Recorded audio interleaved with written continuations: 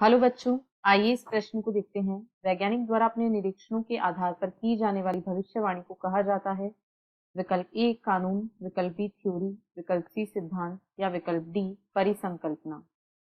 इस प्रश्न की जो मुख्य अवधारणा है, मुख्य अवधारणा वह है परिसंकल्पना, जिसे हाइपोथेसिस भी कहा जाता है। तो यदि परिसंकल्पना की बात करें तो यह वैज्ञानिकों के द्वारा परिसंकल्पना वैज्ञानिकों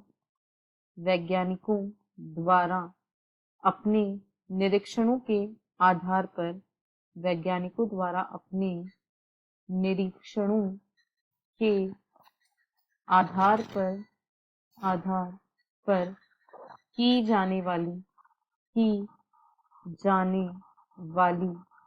भविष्यवाणी है। यह वैज्ञानिकों द्वारा अपने निरीक्षणों के आधार पर की जाने वाली भविष्यवाणी है। इसे परिसंकल्पना कहा जाता है। अतः विकल्प डी इस प्रश्न का सही उत्तर है। यदि कानून की बात करें तो यह नियंत्रित परिस्थितियों के आधार पर किए गए परीक्षणों के आधार पर दिए गए निरीक्षण होते हैं, और ये कानून जो होते हैं ये बताते हैं कि किस प्रकार से प्रक्रिया होती है, और इन्हें सार्वत्रिक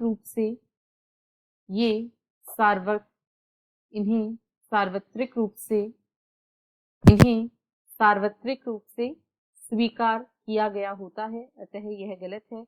यदि थ्योरी की बात करें तो यह बताता है कि कोई प्रक्रिया क्यों होती है, और ये सार्वत्रिक रूप से स्वीकृत नहीं होते हैं। यह भी गलत है।